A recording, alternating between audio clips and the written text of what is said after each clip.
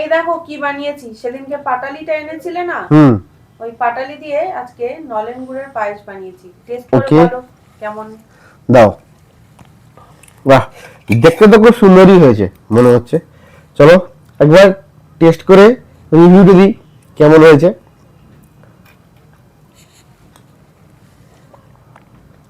খুব সুন্দর, অল্প মিষ্টি, টেস্টটাও খুব সুন্দর হয়েছে। বাড়িতে ট্রাই করো, আশা করি এই নতুন গুড়ের পায়েসটা খুব সুন্দর লাগবে তোমাদের সবাইকে।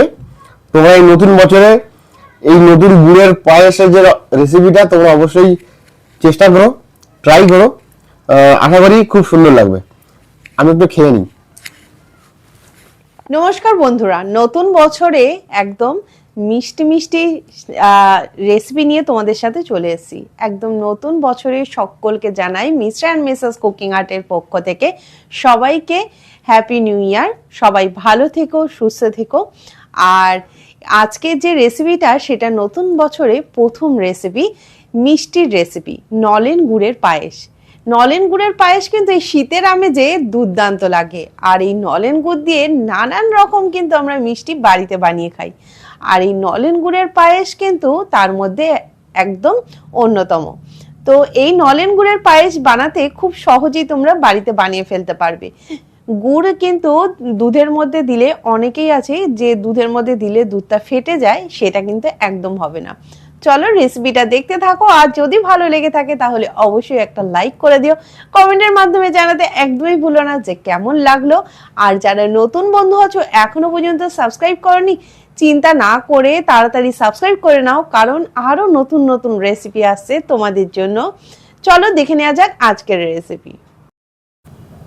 নলেন গুড়ের পায়েস বানানোর জন্য লাগছে দুধ। নিয়ে নিচ্ছি এখানে কিশমিশ, কাজু বাদাম, তেজপাতা আর নলেন গুড়ের পাটালি। নিয়ে নিচ্ছি গোবিন্দভোগ চাল, সেটাকে ভালো করে ধুয়ে আমরা একটা সাইডে রেখে দেব।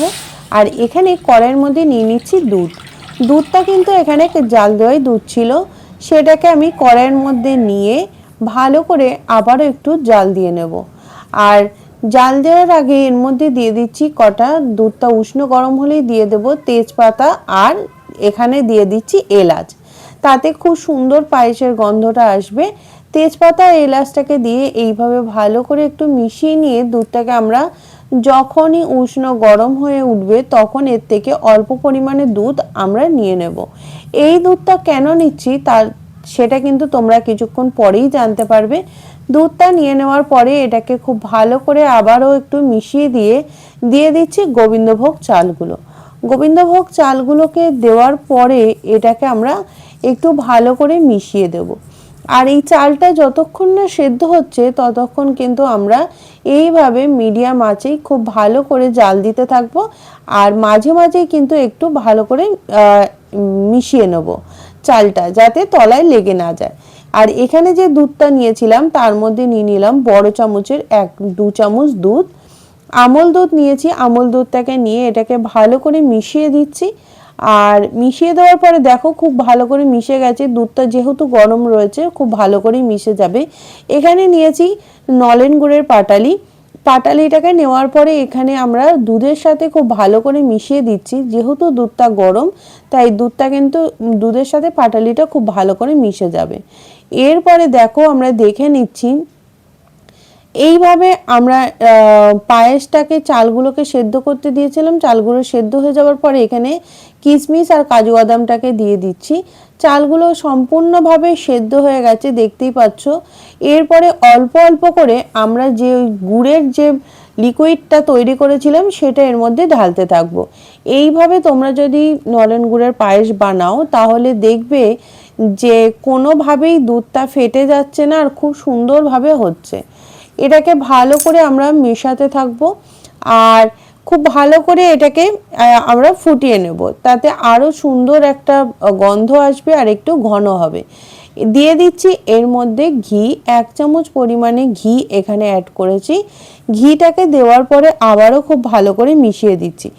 এইভাবে অনবরত কিছুক্ষণ অন্তর অন্তর তোমরা পায়েসটাকে একটু ভালো করে নাড়াতে থাকবে, যাতে কোনো রকমের তলায় ধরে না যায়। এরপরে এটাকে খুব ভালো করে ফুটিয়ে নিচ্ছি। আর ফুটিয়ে নেওয়ার পরে এটাকে একটা সুন্দর কালার চলে আসলে, এমনিতেই কিন্তু একটা খুব সুন্দর কালার চলে এসছে।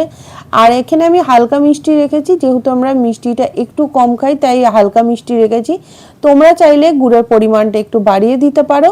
আর দেখো সুন্দরভাবে ফুটে এসছে, কালার দুর্দান্ত এসছে, একটা হালকা লালচে টাইপের কালার চলে এসছে। যেহেতু এখানে গুড় দিয়ে আমরা পায়েসটাকে বানিয়েছি, তাই এইটা অবশ্যই কিন্তু একটু হালকা লালচে টাইপের কালার চলে আসবে। আর একদম খুব ভালোভাবে ঘন হয়ে গেছে। এটাকে হয়ে যাওয়ার পরে আমরা দেখো পাত্র থেকে তুলে নেব, আর কত সুন্দরভাবে হয়ে গেছে, দুর্দান্ত একটা গন্ধ বার হচ্ছে। এই প্রচণ্ড শীতে তোমরা এই শীত থাকতে থাকতে নলেন গুড়ের পায়েসটা অবশ্যই বাড়িতে একবার বানিও, এতে খেতে দুর্দান্ত লাগে। আর এই টাইমে নলেন গুড়ের যে কোনো মিষ্টিই কিন্তু তোমরা বাড়িতে বানিয়ে থাকো, কিন্তু এই পায়েস কিন্তু আমাদের পরম্পরা, শীতকালে কিন্তু বাড়িতে একবার বানাতেই হবে। তাই অবশ্যই নলেন গুড়ের পায়েসটা একবার বানিয়ে নিও। রেডি হয়ে গেছে, ওপর থেকে দিয়ে দিয়েছি কিশমিশ আর কাজু বাদাম। তোমরা ওপর থেকে চাইলে একটু গুড় ছড়িয়ে দিতে পারো, তাতে আরো সুন্দর টেস্ট আসবে। এরপরে এটাকে একদম রেডি হয়ে গেছে। তোমরা এটাকে ঠান্ডা করেও খেতে পারো বা গরম গরম এটাকে পরিবেশন করতে পারো। তো অবশ্যই বাড়িতে ট্রাই করে দেখো, আশা করছি তোমাদের খুব ভালো লাগবে। রেডি হয়ে গেল দুর্দান্ত স্বাদে এই নলেন গুড়ের পায়েস।